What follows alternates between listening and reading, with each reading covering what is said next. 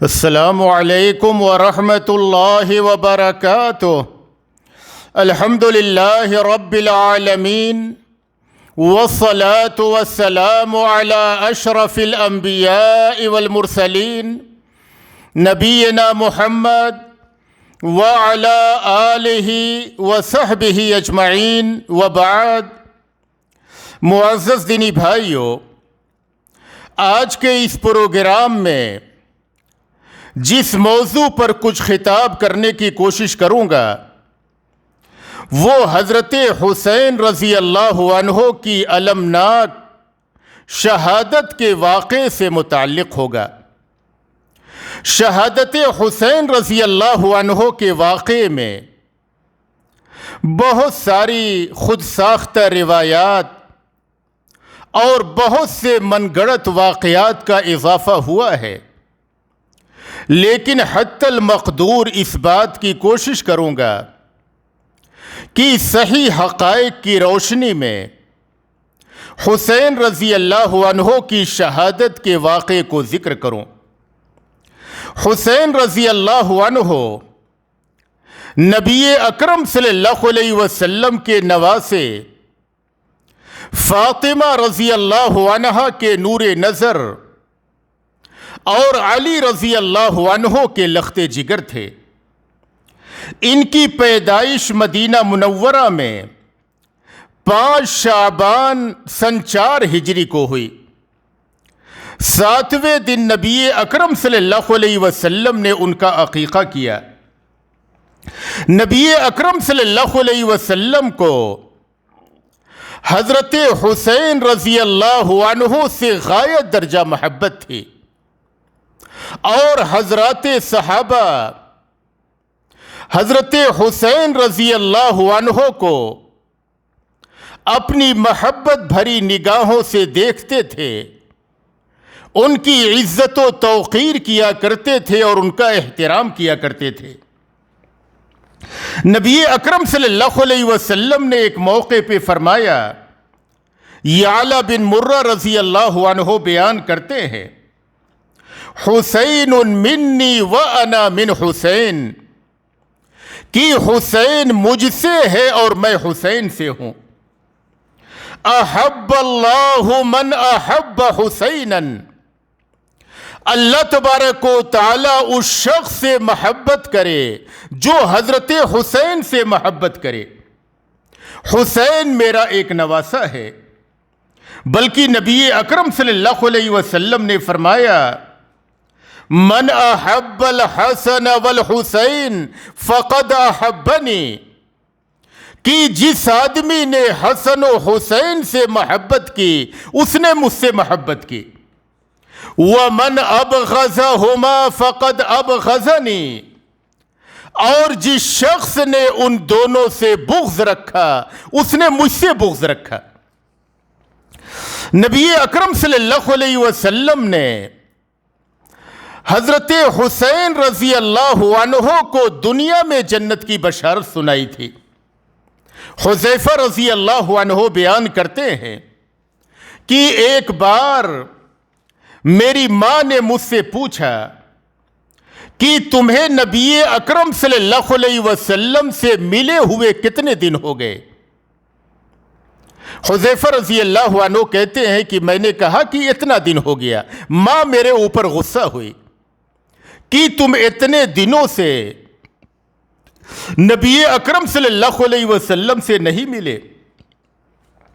میں نے کہا کہ ماں، آج میں مغرب کی نماز نبی اکرم صلی اللہ علیہ وسلم کے ساتھ پڑھوں گا، اور میں نبی اکرم صلی اللہ علیہ وسلم سے درخواست کروں گا کہ آپ میرے لیے اور میری ماں کے لیے دعا کر دیجئے کہ اللہ تبارک و تعالی ہمارے گناہوں کو معاف فرما دے۔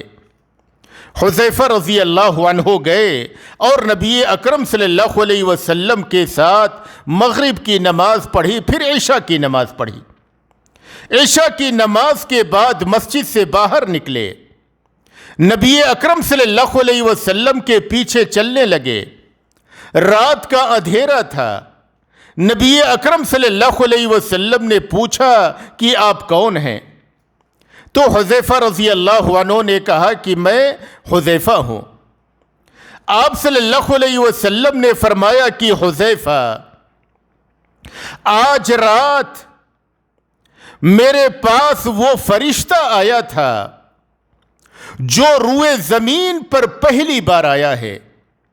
اس نے اللہ تبارک و تعالی سے اجازت طلب کی تھی کہ اے اللہ مجھے اجازت دے کہ میں نبی اکرم صلی اللہ علیہ وسلم سے ملاقات کروں، آپ کو جا کر کے سلام کروں۔ اللہ تبارک و تعالی نے اسے دنیا میں آنے کی اجازت دی، اور اللہ تبارک و تعالی نے اس فرشتے سے کہا کہ جب تم نبی صلی اللہ علیہ وسلم کے پاس جا رہے ہو تو آپ صلی اللہ علیہ وسلم کو یہ بشارت بھی سنا دینا بِأَنَّ فَاطِمَةَ سَيِّدَةُ نِسَاءِ أَهْلِ الْجَنَّةِ وَأَنَّ الْحَسَنَ وَالْحُسَيْنَ سَيِّدَ شَبَابِ أَهْلِ الْجَنَّةِ کہ فاطمہ رضی اللہ عنہا جنتی عورتوں کی سردار ہوں گی، اور حسن و حسین رضی اللہ عنہما یہ جنتی نوجوانوں کے سردار ہوں گے۔ تو حضرت حسین رضی اللہ عنہ کو اللہ کی جانب سے دنیا میں جنت کی بشارت ملی تھی، لیکن اللہ تبارک و تعالیٰ کا لکھا ہوا تھا حضرت حسین رضی اللہ عنہ کو کربلا میں وہاں کے ظالم و جابر لوگوں نے، بدطینت بد کردار لوگوں نے نبی اکرم صلی اللہ علیہ وسلم کے اس نواسے کو شہید کر دیا۔ نبی اکرم صلی اللہ علیہ وسلم نے اپنی زندگی میں حضرت حسین رضی اللہ عنہ کی شہادت کی پیشین گوئی کی تھی۔ عمار بن یاسر رضی اللہ عنہ بیان کرتے ہیں کہ عبداللہ بن عباس رضی اللہ عنہ نے فرمایا کہ میں ایک دن دوپہر میں سویا ہوا تھا، میں نے نبی اکرم صلی اللہ علیہ وسلم کو خواب میں دیکھا کہ آپ کے بال پراگندہ ہیں اور آپ کے پاؤں خاک آلود ہیں۔ آپ صلی اللہ علیہ وسلم کے ہاتھ میں ایک شیشی ہے جس میں آپ خون اکٹھا کر رہے ہیں۔ عبداللہ بن عباس نے خواب میں نبی اکرم صلی اللہ علیہ وسلم سے پوچھا کہ اے نبی صلی اللہ علیہ وسلم یہ کیا ہے؟ تو نبی اکرم صلی اللہ علیہ وسلم نے فرمایا تھا دم الحسین و اصحابہ، کہ یہ حضرت حسین اور ان کے ساتھیوں کا خون ہے۔ عمار بن یاسر رضی اللہ عنہ کہتے ہیں کہ جس دن عبداللہ بن عباس رضی اللہ عنہ نے یہ خواب دیکھا تھا، ہم نے اس دن کو یاد کر لیا تھا، اور حضرت حسین رضی اللہ عنہ کی شہادت اسی دن ہوئی۔ حضرت حسین رضی اللہ عنہ کی شہادت کا معاملہ یہاں سے شروع ہوتا ہے کہ جب حضرت امیر معاویہ رضی اللہ عنہ اپنی عمر کے آخری لمحات میں تھے تو انہوں نے یہ ارادہ کیا کہ اپنی زندگی میں اپنے بیٹے یزید کے لیے بیعت کرائیں، یزید کو خلیفہ نامزد کر دیں۔ امیر معاویہ رضی اللہ عنہ نے یزید کے اندر کوئی صفات اور خوبیاں دیکھی تھیں۔ وہ سمجھتے تھے کہ یزید یہ چالاک ہیں، زیرک ہیں، ہوشیار ہیں، یہ خلافت کے اہل ہیں، اس لیے وہ چاہتے تھے کہ اپنی زندگی ہی میں موت سے پہلے یزید کے ہاتھ پہ لوگوں سے بیعت لیں۔ لوگوں نے بیعت کی۔ حضرت حسین رضی اللہ عنہ اور بعض صحابہ نے بیعت سے انکار کیا، اور اس کی وجہ یہ تھی کہ ان کا کہنا یہ تھا کہ حضرات صحابہ موجود ہیں، زندہ ہیں، باحیات ہیں، ان افضل افراد کے ہوتے ہوئے ایک مفضول کو خلیفہ کیوں بنایا جا رہا ہے؟ اس بنا پہ حضرت حسین اور بعض دیگر صحابہ نے بیعت نہ کی، اور دوسری وجہ یہ تھی، ان کا کہنا یہ تھا کہ خلافت یہ مشورے سے ہونی چاہیے، یعنی یہ کوئی وراثت نہیں ہے کہ باپ کے بعد بیٹا خلیفہ بنے گا، پھر یزید اپنے بعد اپنے بیٹے کو خلیفہ بنائیں گے، یہ کوئی وراثت نہیں، یہ چیز مشورے سے ہونی چاہیے۔ ان دو وجہوں سے بعض صحابہ کرام حضرت حسین سمیت ان لوگوں نے بیعت نہ کی، اور پھر معاملہ خاموشی اختیار کر گیا۔ پھر جب حضرت امیر معاویہ رضی اللہ عنہ کا رجب سن 60 ہجری میں انتقال ہو گیا، تو مدینہ منورہ کے والی سعید رضی اللہ عنہ نے یزید کے لیے دوبارہ بیعت کی تجدید کرنی چاہیے۔ لوگوں نے بیعت کی، لیکن حضرت حسین رضی اللہ عنہ نے انکار کیا، بیعت نہ کی، اور حضرت حسین رضی اللہ عنہ مدینہ منورہ سے مکہ مکرمہ نکل گئے۔ اب جب کوفہ کے لوگوں کو یہ خبر ملی کہ حضرت حسین نے یزید کے ہاتھ پر بیعت نہ کی ہے، تو کوفہ کے لوگوں نے باہم مشورہ کیا کہ ہم حضرت حسین کو اپنے یہاں بلاتے ہیں، ہم ان کے ہاتھ پر بیعت کرتے ہیں، اور ہم ان کو یہاں پہ اپنا خلیفہ بناتے ہیں۔ کوفہ کے لوگوں نے بار بار حضرت حسین رضی اللہ عنہ کے پاس خط لکھنا شروع کر دیا۔ حضرت حسین اس وقت مکہ میں تھے، بہت زیادہ خطوط آئے، روایات کے مطابق 5000 اس سے زیادہ بھی خطوط آئے کہ ہم آپ کے ہاتھ پہ بیعت کرنے کے لیے تیار ہیں، اور سب کے سب لوگ آپ کی نصرت و حمایت کے لیے تیار ہیں، آپ کوفہ آ جائیں۔ اور جو اس وقت کوفہ کے امیر تھے نعمان بن بشیر رضی اللہ عنہ، کوفہ کے لوگوں نے لکھا کہ ہم نے ان کے پیچھے جمعہ اور جماعت پڑھنا چھوڑ دیا ہے، آپ یہاں پر آ جائیں، ہم آپ کو خلیفہ بنائیں گے۔ جب بہت زیادہ خطوط آئے اور خطوط کی بھرمار ہو گئی، تو حضرت حسین رضی اللہ عنہ نے سوچا کہ اب مجھے جانا چاہیے، لیکن جانے سے پہلے معاملے کی تحقیق کے لیے انہوں نے اپنے چچا زاد بھائی مسلم بن عقیل کو کوفہ روانہ کیا۔ ان کے ساتھ راستے کی رہنمائی کے لیے 2-3 آدمیوں کو اور بھیجا، لیکن وہ لوگ راستے میں صحرا میں گم ہو گئے اور ان کا انتقال ہو گیا۔ مسلم بن عقیل آگے بڑھے اور کوفہ پہنچے۔ جب وہ کوفہ پہنچے تو کوفہ کے لوگ جوق در جوق حضرت حسین رضی اللہ عنہ کے لیے مسلم بن عقیل کے ہاتھ پر بیعت کرنے لگے۔ 12,000 لوگوں نے بیعت کی، اور پھر بھی سلسلہ جاری رہا۔ بعض روایات کے مطابق 18,000 لوگوں نے بیعت کی۔ جب مسلم بن عقیل نے یہ معاملہ دیکھا کہ لوگ والہانہ طور پر تیار ہیں حضرت حسین رضی اللہ عنہ کے ہاتھ پر بیعت کرنے کے لیے، اور لوگ بیعت کر رہے ہیں، تو انہوں نے حضرت حسین رضی اللہ عنہ کے پاس خط لکھا کہ آپ کوفہ آ جائیں، اور کوفہ کے لوگ تیار ہیں آپ کے ہاتھ پہ بیعت کرنے کے لیے، اور اتنے سارے لوگ بیعت کر چکے ہیں، 12,000 سے بڑی تعداد آپ کی خلافت کے لیے میرے ہاتھ پر بیعت کر چکی ہے، آپ کوفہ آ جائیے۔ اب حضرت حسین رضی اللہ عنہ نے کوفہ جانے کا پکا ارادہ کر لیا۔ ادھر جب یزید کو خبر ملی کہ مسلم بن عقیل کوفہ میں آئے ہوئے ہیں اور لوگ حسین کے لیے ان کے ہاتھ پہ بیعت کر رہے ہیں، تو یزید نے نعمان بن بشیر رضی اللہ عنہ جو مدینہ منورہ کے والی تھے ان کو معزول کر دیا ولایت سے، اور عبید اللہ بن زیاد جو بصرہ کا والی تھا اس کو حکم دیا کہ تم کوفہ جاؤ اور کوفہ کی عمارت کو سنبھالو۔ یزید نے یہ محسوس کیا کہ شاید نعمان بن بشیر معاملے کو کنٹرول نہیں کر پائیں گے، اس کے لیے عبید اللہ بن زیاد یہ زیادہ مناسب رہے گا۔ عبید اللہ بن زیاد کو کوفہ کی ولایت کے لیے روانہ کیا۔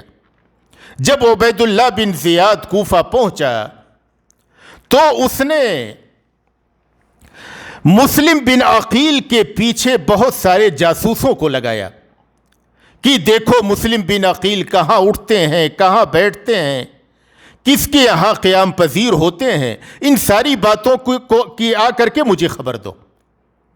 وہ جاسوس ساری باتوں کی خبر دیتے رہے۔ مسلم بن عقیل یہ ہانی بن عروہ جو کوفہ کے وجیح باوقار آدمی تھے، ان کا ایک مقام و مرتبہ تھا، ان کے گھر پر قیام پذیر تھے۔ عبید اللہ بن زیاد نے سب سے پہلے ہانی بن عروہ کو گرفتار کرا لیا، کہا کہ یہ مسلم بن عقیل جو آپ کے آئے ہوئے ہیں وہ کس لیے آئے ہیں، کیا مقصد ہے؟ جاسوسوں کے ذریعے عبید اللہ بن زیاد کو ساری باتوں کی خبر مل چکی تھی۔ اس نے ہانی بن عروہ کو گرفتار کر لیا اور یہ کہ غصے میں آ کر کے اپنے ڈنڈے سے مارا بھی، ان کے چہرے پہ زخم ہوا جس سے خون نکل آیا۔ اب کوفہ میں یہ خبر مشہور ہو گئی کہ ہانی بن عروہ کو عبید اللہ بن زیاد نے قتل کر دیا ہے۔ اب یہ کہ ہانی بن عروہ کے گھرانے کے جو لوگ تھے اور یہ کہ مسلم بن عقیل اور یہ کہ ان کے ساتھ ان کے چاہنے والے لوگ، ان لوگوں نے جا کر کے عبید اللہ بن زیاد کے قصر کا، اس کے محل کا محاصرہ کر لیا۔ اب یہ کہ عبید اللہ بن زیاد نے قاضی شریح اور جو دوسرے قبیلوں کے سردار تھے ان کی مدد سے اس مجمع کو بکھیرنا چاہا۔ قاضی شریح نے جا کر کے لوگوں کو سمجھایا کہ ہانی بن عروہ یہ ٹھیک ٹھاک ہیں اور یہ کہ وہ صحیح سالم ہے، کوئی بات نہیں ہے، اور یہ کہ عبید اللہ بن زیاد نے قبیلے کے سرداروں کو مال و دولت کی لالچ دی۔ مختلف قبیلے کے لوگ بکھرتے گئے، عورتیں آتی اپنے شوہر کو لے کر کے چلی جاتی، اپنے بچوں کو لے کر کے چلی جاتی۔ اس طریقے سے لوگ مسلم بن عقیل کے پاس سے متفرق ہوتے گئے، یہاں تک کہ اس دن کا سورج غروب ہونے تک مسلم بن عقیل کے ساتھ کوفہ کا کوئی بھی آدمی باقی نہ بچا۔ مسلم بن عقیل نے مغرب کی نماز تنہا ادا کی۔ کوفہ کے سارے لوگ جو 12,000 یا اس سے بڑی تعداد جو لوگ بیعت کیے ہوئے تھے اور مر مٹنے کے لیے تیار تھے، سب کے سب متفرق ہو گئے اور مسلم بن عقیل کو اکیلا چھوڑ دیا۔ اب یہ کہ ہانی بن عروہ جس کے گھر پہ وہ ٹھہرے ہوئے تھے وہ تو گرفتار ہو چکے تھے۔ اب یہ کہ مسلم بن عقیل اکیلے کہاں جائیں، مسلم بن عقیل اکیلے کہاں جائیں؟ وہ کوفہ میں گلی میں ایسے ہی چل رہے تھے، انہیں پیاس لگی ہوئی تھی، ایک دروازہ کھٹکھٹایا، ایک عورت نکلی، کہا کہ میں مسلم بن عقیل ہوں، میں پیاسا ہوں، اگر پانی مجھے پینے کے لیے دے دو۔ اس عورت نے پانی دیا اور مسلم بن عقیل نے پیا۔ بعض روایات کے مطابق اس نے شام کا کھانا بھی کھلایا، اور اسی عورت کے شوہر نے عبید اللہ بن زیاد کو خبر کر دی کہ مسلم بن عقیل یہاں پہ ہیں۔ عبید اللہ بن زیاد نے 70 آدمیوں کو بھیج کر کے مسلم بن عقیل کو بھی گرفتار کرا لیا۔ اب یہ کہ مسلم بن عقیل جب عبید اللہ بن زیاد کے سامنے پہنچے تو اس نے کہا کہ آپ کا انجام قتل ہے، بس آپ کو قتل ہونا ہے۔ مسلم بن عقیل نے کہا کہ میں قتل ہونے سے پہلے میں وصیت کرنا چاہتا ہوں۔ انہوں نے بیٹھے ہوئے لوگوں پہ نگاہ ڈالی تو سعد بن ابو وقاص رضی اللہ عنہ کے بیٹے عمر جو وہاں پہ موجود تھے ان کو بلایا اور کہا کہ آپ میرے سب سے قریبی ہیں، آپ میرے رشتہ دار بھی لگتے ہیں، میں آپ کو کچھ باتوں کی وصیت کرتا ہوں، آپ میری اس وصیت کو نافذ کیجئے گا۔ عمر بن سعد بن ابو وقاص نے کہا کہ میں اس کو نافذ کروں گا، آپ مجھے وصیت کیجئے۔ مسلم بن عقیل نے اس موقع پہ 3 باتوں کی وصیت کی۔ پہلی وصیت یہ کی کہ کوفہ میں نے ایک شخص سے 700 درہم بطور قرض کے لیا تھا، اگر میں قتل ہو جاتا ہوں تو برائے مہربانی میرے اس قرض کو واپس لوٹا دیجیے گا۔ یعنی حقوق العباد کی کس قدر فکر ہے کہ اب اگر میں قتل ہو جاتا ہوں تو میں وصیت کر دوں کہ یہ بندوں کا جو حق ہے، میں نے اس سے جو قرض لیا ہے اس انسان سے، اس قرض کی آپ ادائیگی کر دیں گے۔ دوسری بات کی وصیت یہ کی کہ اگر عبید اللہ بن زیاد مجھے قتل کروا دیتا ہے تو آپ میری لاش کو اپنے حوالے لے کر کے اسے صحیح طریقے سے دفن کروا دیجیے گا۔ اور تیسری وصیت یہ کی کہ جس طرح بھی ممکن ہو آپ حسین رضی اللہ عنہ کے پاس یہ خبر بھیجوا دیجئے کہ وہ کوفہ نہ آئیں، یہاں کے لوگوں نے غداری کی ہے اور معاملہ سنگین ہے، وہ کوفہ نہ آئیں۔ عمر بن سعد نے کہا کہ میں اس کو نافذ کرنے کی کوشش کروں گا۔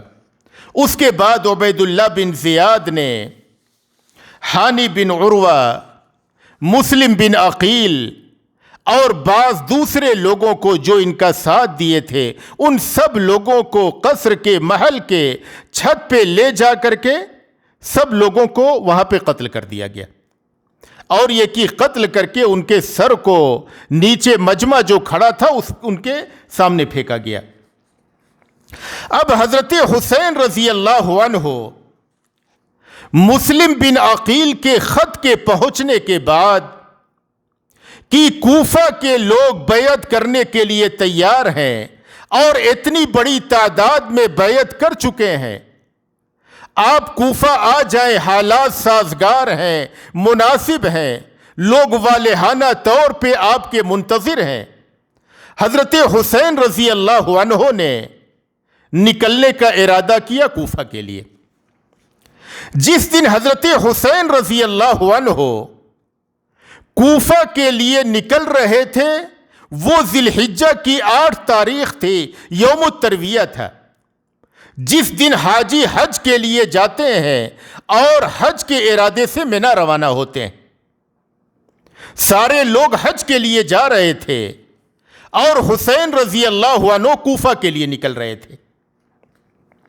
حضرت عبداللہ بن عباس رضی اللہ عنہ کو جب خبر ملی کہ حسین رضی اللہ عنہ کوفہ کے لیے روانہ ہو رہے ہیں، وہ بھاگے ہوئے آئے اور انہوں نے بہت سمجھایا، کہا کہ اے حضرت حسین آپ کوفہ نہ جائیں، کوفہ کے لوگ غدار ہیں، انہوں نے آپ کے والد علی کے ساتھ غداری کی ہے، انہوں نے آپ کے بڑے بڑے بھائی حسن کے ساتھ غداری کی ہے، آپ کوفہ نہ جائیں۔ بہت سختی کے ساتھ روکا، یہاں تک کہ حضرت عبداللہ بن عباس نے کہا کہ اگر لوگ برا نہ جانیں گے تو میں اس بات کے لیے بھی تیار ہوں کہ آپ کے دامن کو پکڑ کے لٹک جاؤں، آپ کے پیروں کو باندھ لوں اور آپ کو کوفہ نہ جانے دوں۔ لیکن حضرت حسین رضی اللہ عنہ ایک عزم کر چکے تھے، اس لیے انہوں نے عبداللہ بن عباس رضی اللہ عنہ کی بات پر دھیان نہ دیا اور کوفہ کے لیے روانہ ہوئے۔ حضرت حسین رضی اللہ عنہ کوفہ نکلنے سے پہلے جب خانہ کعبہ کا طواف کر رہے تھے تو طواف کے دوران ام سلمہ رضی اللہ عنہا جو مومنوں کی ماں ہیں، ان کی نگاہ حضرت حسین پر پڑی، وہ زارو قطار رونے لگیں اور منع کیا کہ حسین تم کوفہ نہ جاؤ۔ لیکن جب حضرت حسین کے عزم کو دیکھا تو ان کو دعائیں دی اور کہا، الوداعی کلمات کہے اور یہ کہا کہ اگر تم عزم کر چکے ہو تو جاؤ۔ جب حضرت عبداللہ بن عمر رضی اللہ عنہ مکہ مکرمہ پہنچے حج کے ارادے سے اور ان کو خبر ملی کہ حضرت حسین رضی اللہ عنہ کوفہ کے لیے نکل چکے ہیں، تو حضرت عبداللہ بن عمر رضی اللہ عنہ نے حج جیسی عبادت کو چھوڑ دیا. حضرت حسین رضی اللہ عنہ کے پیچھے بھاگے اور یہ کہ 3 دن کی مسافت طے کر کے 100-150 کلومیٹر کے فاصلے پہ حضرت حسین رضی اللہ عنہ سے ملاقات کی اور حضرت حسین رضی اللہ عنہ کو منع کیا کہ آپ کوفہ نہ جائیں، آپ کا وہاں جانا قطعاً مناسب نہیں ہے. لیکن جب حضرت حسین رضی اللہ عنہ تیار نہ ہوئے تو عبداللہ بن عمر رضی اللہ عنہ ان کے سینے سے لگ گئے اور روتے رہے، دیر تک روتے رہے اور کہنے لگے کہ مجھے یہ لگتا ہے کہ اب آج کے بعد دوبارہ آپ سے ملاقات نہ ہو سکے گی، شاید میری یہ آپ سے آخری ملاقات ہے. حضرت حسین رضی اللہ عنہ نے اپنا سفر جاری رکھا. حضرت حسین رضی اللہ عنہ نے اپنے اس سفر میں اپنے گھر کے لوگوں کو، اپنے اہل و عیال کو، سب کو ساتھ لیا تھا. یعنی اس طریقے سے 72 افراد کا قافلہ تھا. حضرت حسین رضی اللہ عنہ کے ساتھ 72 افراد کا قافلہ تھا جو کوفہ کے لیے روانہ تھا. حضرت حسین رضی اللہ عنہ آگے بڑھتے گئے. جب کوفہ سے کچھ پہلے راستے میں وہاں کے مشہور شاعر فرزدق سے ملاقات ہوئی. حضرت حسین رضی اللہ عنہ نے کوفہ کے حالات پوچھے تو فرزدق نے کہا کہ کوفہ کے لوگوں کے دل آپ کے ساتھ ہیں لیکن ان کی تلواریں یزید کے ساتھ ہیں. پھر حضرت حسین رضی اللہ عنہ آگے بڑھے. جب شراف نامی جگہ پر پہنچے تو ان کو مسلم بن عقیل کے شہید کر دیے جانے کی خبر ملی. تو حضرت حسین رضی اللہ عنہ نے اپنے قافلے کے لوگوں سے کہا کہ مسلم بن عقیل تو شہید کر دیے گئے، بہتر ہوگا کہ ہم لوگ واپس لوٹ جاتے ہیں. مسلم بن عقیل کے بھائیوں نے کہا کہ نہیں، اب واپس نہیں ہوں گے، ہم لوگ یہاں تک آ چکے ہیں تو ہم کوفہ میں داخل ہوں گے اور کوفہ میں داخل ہو کر کے مسلم بن عقیل کے قتل کا بدلہ لیں گے. جب حضرت حسین رضی اللہ عنہ اور آگے چلے قافلے کے لوگوں کی بات کو سن کر کے اور ان کے حوصلے کو دیکھ کر کے آگے بڑھے، قادسیہ کے مقام پہ پہنچے تو عبید اللہ بن زیاد نے حر بن یزید التمیمی کی قیادت میں 1000 کا لشکر بھیجا تھا اور اس کو یہ حکم دیا تھا کہ تم حسین اور ان کے ساتھیوں کو کوفہ میں داخل نہ ہونے دینا. حسین اور ان کے ساتھیوں کو کوفہ میں داخل نہ ہونے دینا. اس مقصد کے لیے 1000 کا لشکر بھیجا تھا.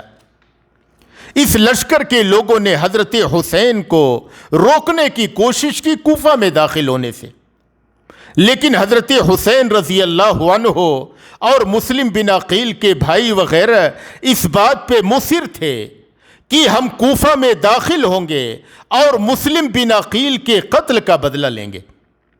حضرت حسین رضی اللہ عنہ اور ان کے ساتھی راستہ بدل کر کے کوفہ میں داخل ہوئے اور کربلا نامی جگہ پہ جا کر کے انہوں نے قیام کیا. جب خبر ملی عبید اللہ بن زیاد کو کہ حسین اور ان کے ساتھی کوفہ میں داخل ہو گئے اور کربلا میں قیام پذیر ہیں، تو اس نے 4000 کا لشکر اور بھیج دیا کربلا کی جانب. یعنی اس طریقے سے اب لشکر 5000 کا ہو گیا. یعنی پہلا لشکر جو حر بن یزید التمیمی کی قیادت میں 1000 کا تھا اور اب 4000 کا مزید لشکر بھیجا، اس طریقے سے 5000 کا لشکر ہو گیا جو کربلا میں آ کر کے حضرت حسین اور ان کے ساتھیوں سے لڑائی کرنا چاہتے تھے.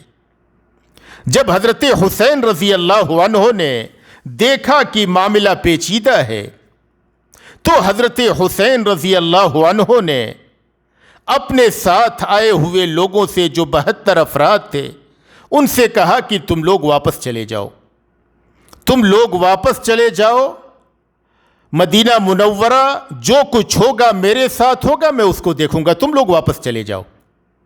ان لوگوں نے کہا کہ ہم اب آپ کو اکیلا چھوڑ کر کے نہیں جا سکتے ہیں، جو کچھ ہوگا وہ ہم بھی دیکھیں گے، لیکن آپ کو بے یار و مددگار، بے سہارا اکیلا نہیں چھوڑیں گے۔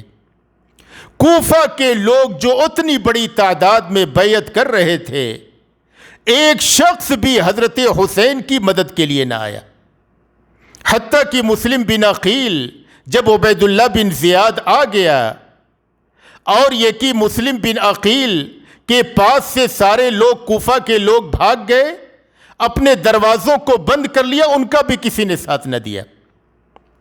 اب حضرت حسین رضی اللہ عنہ نے دیکھا کہ معاملہ سنگین ہے، تو حضرت حسین رضی اللہ عنہ نے ان کے سامنے 3 شرطیں رکھیں۔ ان لوگوں کی شرط یہ تھی کہ آپ عبید اللہ بن زیاد کے سامنے حاضر ہو، اپنے آپ کو گرفتار کروائیں۔ حضرت حسین نے 3 شرطیں رکھی۔ پہلی شرط یہ رکھی کہ تم لوگ مجھے چھوڑ دو، میں مدینہ منورہ واپس چلا جاؤں، مجھے تم سے کوئی تعرض نہیں، کوئی لڑائی نہیں کرنی ہے، مجھے چھوڑ دو، میں مدینہ منورہ واپس چلا جاؤں۔ دوسری شرط یہ ہے کہ مجھے اجازت دو میں خلیفۃ المسلمین یزید کے پاس جاؤں۔ تیسری شرط یہ ہے کہ اگر یہ دونوں پہلی باتیں نہیں مانتے ہو تو مجھے چھوڑ دو، میں کسی مسلمان ملک کی سرحد پہ جاؤں گا، وہاں پہ لڑتے لڑتے شہید ہو جاؤں گا جہاد کرتے ہوئے۔ یہ میں 3 شرطیں میری ہیں، ان میں سے کوئی بات منظور کر لو۔ انہوں نے ان تینوں باتوں میں سے کوئی بات نہ مانی، کہا کہ صرف ایک راستہ ہے، آپ خود کو ہمارے حوالے کریں، ہم آپ کو عبید اللہ بن زیاد کے سامنے حاضر کریں گے۔ حضرت حسین رضی اللہ عنہ نے انکار کیا، کہا کہ میں عبید اللہ بن زیاد کے سامنے حاضر نہیں ہوں گا، خود کو حوالے نہیں کروں گا۔ یہ 9 ذی الحجہ کی بات، یہ 9 محرم کی بات تھی، 9 محرم سن 61 ہجری۔ حضرت حسین رضی اللہ عنہ نے کہا کہ دیکھو آج مجھے مہلت دو، میں رات بھر سوچتا ہوں، پھر کل جو کچھ کرنا ہے ہم کریں گے۔ حضرت حسین رضی اللہ عنہ نے اس رات نمازیں پڑھیں، گریہ وزاری کی اللہ سے، خوب دعائیں کی، غسل کیا، اچھا لباس زیب تن کیا، خوشبو لگائی، اور یہ کہ نماز فجر کے لیے نکلے۔ یزید کے فوجیوں سے کہا کہ تم لوگ اپنی نماز پڑھو، ہم الگ پڑھیں گے تم سے۔ وہ لوگ کہنے لگے کہ اس وقت ہمارے سامنے آپ سے افضل کوئی آدمی نہیں ہے جس کو ہم امام بنائیں۔ ان لوگوں نے بھی حضرت حسین رضی اللہ عنہ کے پیچھے نماز ادا کی۔ نماز فجر سے فارغ ہو کر کے حسین رضی اللہ عنہ نے انہیں ایک جامع خطبہ دیا، اور اس میں یہ کہا کہ نبی کا نواسا ہوں میں، فاطمہ کا لخت جگر ہوں، اور اس وقت روئے زمین پہ نبی کا کوئی اور نواسا موجود نہیں ہے، تم میرے ساتھ یہ ظلم و زیادتی کیوں کرتے ہو؟ میرے قتل کے در پہ کیوں ہو؟ میری عزت و توقیر کیوں نہیں کرتے ہو؟ میں خود نہیں آیا ہوں، کوفہ کے لوگوں نے مجھے بلایا اور اتنے سارے ان کے یہ خطوط تھے، اس بنا پر میں آیا ہوں۔ تم مجھے کیوں نہیں چھوڑتے کہ میں یہاں سے مدینہ واپس چلا جاؤں یا یزید کے پاس چلا جاؤں؟ اور خطبے میں بہت ساری باتیں کہیں، ایک اثر انداز خطبہ دیا، اور اس خطبے کے بعد حر بن یزید التمیمی اور یہ کہ اس کے علاوہ تقریباً 40 افراد عبید اللہ بن زیاد کے لشکر سے نکل کر کے حسین رضی اللہ عنہ کی جماعت میں آ کر کے شامل ہو گئے۔ حر بن یزید تمیمی نے کہا کہ یہ جنت و جہنم کا معاملہ ہے، میں حسین کے خلاف لڑائی میں شریک نہیں ہوں گا، میں حضرت حسین کی جانب ہوں گا۔ اور اسی طریقے سے 40 لوگ آ کر کے حضرت حسین رضی اللہ عنہ کی جماعت میں شامل ہو گئے۔ اب یہ کہ معاملہ شدت اختیار کرتا گیا۔ حضرت حسین رضی اللہ عنہ کی جانب تقریباً 140 یا 150 کے قریب آدمی تھے، اور ادھر تقریباً 5000 کی فوج تھی۔ معاملہ شدت اختیار کرتا گیا، شدت اختیار کرتا گیا۔ یہ 10ویں محرم کی بات تھی۔ 10ویں محرم جمعہ کا دن تھا سن 61 ہجری۔ معاملہ شدت اختیار کرتا گیا، یہاں تک کہ فریقین میں لڑائی شروع ہو گئی۔ حضرت حسین رضی اللہ عنہ شروع میں اس لڑائی سے الگ تھلگ تھے، لیکن جب دیکھا کہ ان کے بیٹے، ان کے چچا کے لڑکے کئی لوگ شہید کر دیے گئے، تو حضرت حسین رضی اللہ عنہ بھی لڑنے میں شریک ہو گئے۔ لیکن کوفہ کے لوگوں میں سے، عبید اللہ بن زیاد کے فوجیوں میں سے کوئی بھی حضرت حسین پہ حملہ نہیں کرنا چاہتا تھا۔ ہر آدمی بچ رہا تھا کہ حضرت حسین پہ حملہ کر کے اس گناہ کو اٹھائے، اس سے بہتر ہے کہ دور رہے۔ یعنی ہر آدمی بچنا چاہتا تھا ان کے احترام اور تعظیم کے نتیجے میں۔ لیکن یہ کہ اس میں کچھ بدبخت بدطینت لوگ بھی تھے۔ انہی میں سے یہ شمر بن ذیلجوشن تھا، دوسرا زرعہ بن شریک التمیمی تھا، تیسرا سنان بن انس النخعی تھا۔ ان لوگوں نے مجمع میں گھس کر کے حضرت حسین رضی اللہ عنہ پر حملہ کیا اور حضرت حسین رضی اللہ عنہ کو شہید کر دیا، اور یہ کہ ان کے سر کو کاٹ کر کے ایک تشتری میں رکھ کر کے عبید اللہ بن زیاد کے سامنے حاضر کر دیا۔ یہ وہ بدبخت تھے جنہوں نے حضرت حسین رضی اللہ عنہ کو شہید کر دیا۔ تو حضرت حسین رضی اللہ عنہ کی یہ دردناک شہادت جو ہوئی 10 محرم جمعہ کے دن سن 61 ہجری میں، اس دردناک شہادت کے ذمہ دار یہ کوفہ کے لوگ ہیں، جنہوں نے ان کے ساتھ غداری کی، ان کو بلایا اور پھر ان کا ساتھ نہ دیا، یہاں تک کہ حسین رضی اللہ عنہ شہید کر دیے گئے۔ اور اس گناہ کا بڑا حصہ جو لوٹتا ہے وہ عبید اللہ بن زیاد جیسے فاسق و فاجر آدمی پہ، جس نے فوج بھیجوا کر کے حضرت حسین رضی اللہ عنہ اور ان کے ساتھیوں کو شہید کروایا۔ عبید اللہ بن زیاد کی فوج میں سے 88 آدمی مارے گئے، اور حضرت حسین رضی اللہ عنہ کے ساتھیوں میں سے جو تقریباً 150 کے قریب تھے، اس میں سے 72 آدمی شہید کیے گئے، اور ان 72 میں سے 17 لوگ یہ آل ابو طالب میں سے تھے۔ 17 لوگ آل ابو طالب میں سے تھے۔ اب جو لوگ، جو عورتیں اور جو ان کے خانوادے کے جو لوگ باقی بچ گئے تھے، ان کو یزید بن معاویہ کے پاس بھیج دیا گیا۔ یزید بن معاویہ نے ان کو عزت و توقیر کے ساتھ اچھے گھر میں رکھا اور ان کو اختیار دیا کہ آپ چاہیں آپ سب لوگ تو یہیں کوفہ میں رہیں، چاہیں تو آپ کو مدینہ منورہ بھیج دیا جاتا ہے۔ ان لوگوں نے مدینہ منورہ اختیار کیا، تو یزید بن معاویہ نے ان کے ساتھ کچھ خادماؤں کو لگایا اور کچھ اچھے افراد کو لگایا، اور عزت و وقار کے ساتھ ان کو مدینہ منورہ واپس پہنچا دیا۔ جب یزید بن معاویہ کو یہ خبر ملی کہ حضرت حسین رضی اللہ عنہ شہید کر دیے گئے، تو یزید بن معاویہ یہ بہت غصہ ہوئے، اور یہ کہ عبید اللہ بن زیاد کو لعنت کیا، برا بھلا کہا کہ جب حسین نے یہ 3 شرطیں رکھی تھیں تو تم نے اس کو منظور کیوں نہ کیا؟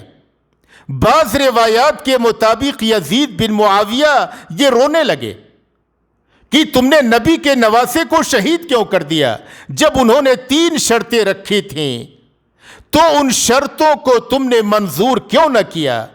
جب حسین میرے پاس آنے کے لیے کہہ رہے تھے تو تم نے میرے پاس کیوں نہیں آنے دیا؟